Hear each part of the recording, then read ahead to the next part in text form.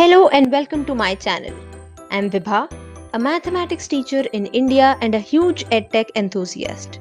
It gives me immense pleasure to share tidbits of information with others. Let's dive right into today's video.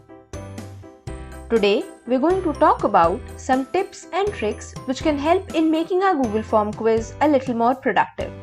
So let's get started.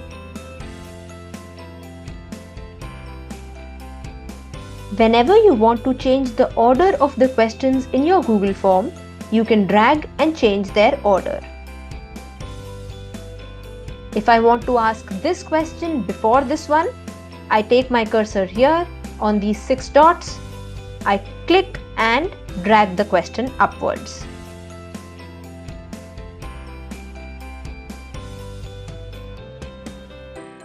If you start a form through your Google Drive, going to New, Google Forms, click on this arrow and you have the option to choose from some templates. So I'm clicking on from a template. Right here I have some options which can make my work much easier. I can choose an assessment kind of template.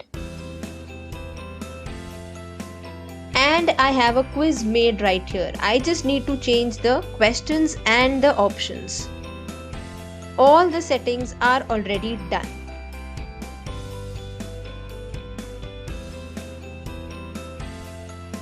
There's a feature available to shuffle the option order as well.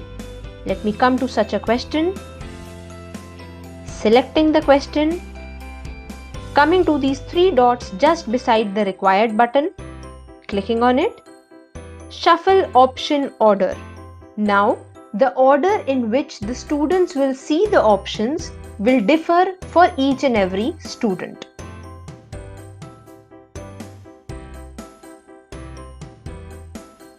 For a short answer or a paragraph question, you have the option to validate your responses. Coming to these 3 dots just beside the required button, clicking on it, this is where response validation is.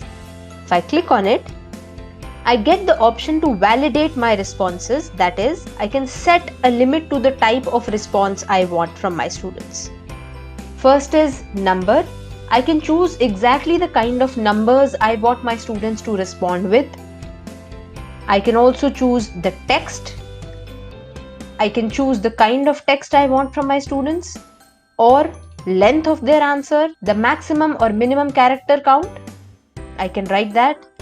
And clicking on regular expression, I can validate or invalidate certain kinds of patterns that can be given as the answer to this question.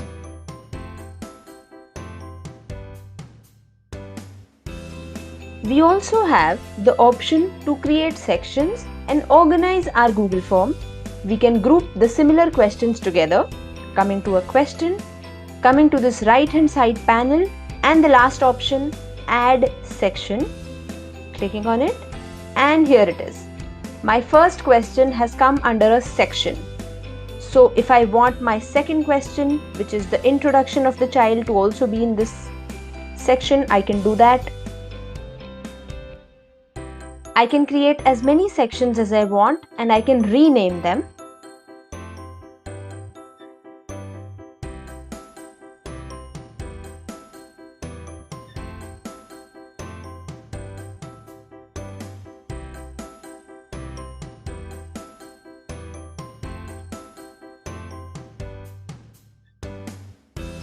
My form now has 4 sections. Let's take a preview. And this is how the Google form will look like.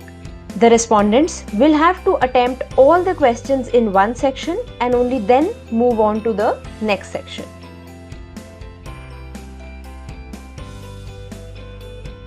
After creating sections in our Google form, we get 2 very interesting options.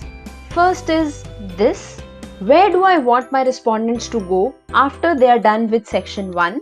I have the option to choose any of the sections or straight away take them to submit the form. The next feature is a very interesting one.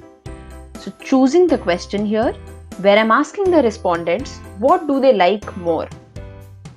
Coming to these three dots at the bottom of the question, go to section based on answer. So clicking on this, and I have two options right here. So I want whenever my respondents choose this option, they should be guided to section 4, and whenever they choose the second option, they should be guided to section 3. So this is how you can create conditional responses and guide your respondents to move to a section based on the answer they give.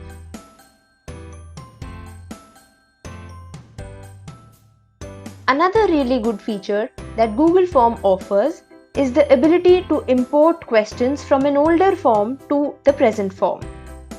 So clicking on this question, going to the right hand side panel again, and the second option, import questions. All the Google Forms that are present in your Google Drive will show up here.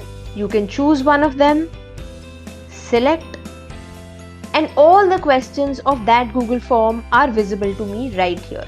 I can choose the ones which I want in my new form. After selecting, import questions. And if you see here, all the questions that were present in the older Google Form have been shifted to the present one.